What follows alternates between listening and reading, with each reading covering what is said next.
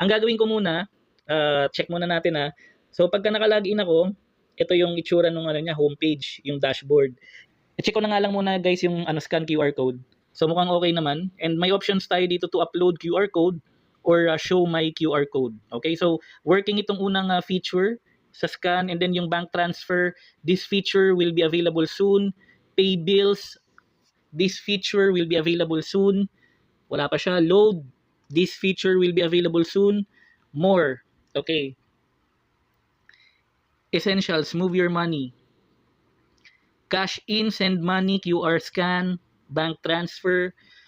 So ito yung mga pwedeng gawin dito sa MoneyPay na features. Okay, payments, use your money. Pay bills, load, government.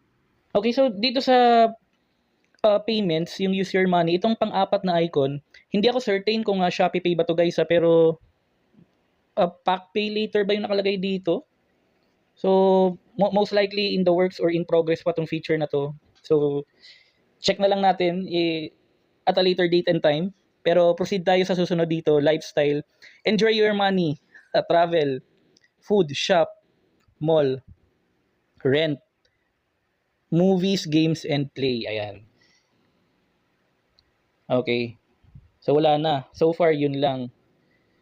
So ito yung homepage. Transaction history yung pangalawang icon dito sa lower part. Okay, and then QR code uli yung gitna. And then messages. And then profile.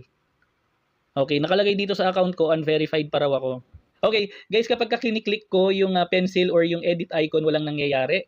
Okay, so baka in the works pa yan. Pero pag klinik ko tong settings, yun sa settings, delete account lang yung option. Wala man. Ito yung sa developer uli nito. Kanina sa sign up option, option na lang maglagay ng email address. Pag naglagay ako ng email, pag klinik ko yung continue, hindi gumagana.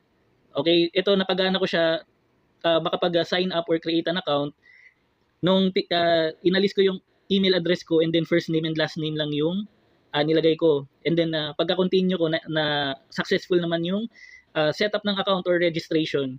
Pero sabi doon, kung babalikan niyo yung recording natin kanina, sabi doon, you can set up your email address later after you sign up. Something like that. Pero yung edit option po dito sa upper right-hand corner, walang nangyayari, hindi siya gumagana. So I'm thinking, baka dito nakalagay yung option to update your profile, including yung email address and or mobile number if needed. And wala na akong makitang iba. Okay, so settings. Siguro sa settings po, ang masasuggest ko dito, dapat nandito nakalagay yung customer support service. Okay? Ayan, dapat yung version ng MoneyPay, most likely kung seryoso kayo dito sa pag-develop ng app na to, nag-improve yan. Okay, over the years. So, importante na dito sa settings, nakikita yung mga options na yan. Okay? Disclaimer statement muna tayo para sa ating crypto bayanihan Web3 wallets. The content provided in this video is strictly for educational purposes only and does not constitute financial investment, legal, or professional advice. We do not promote or solicit the purchase or sale of any cryptocurrencies, tokens, exchanges, or financial instruments. All the information shared on our YouTube channel is published in good faith and are intended to help viewers understand blockchain and Web3 technologies. Okay, maraming salamat.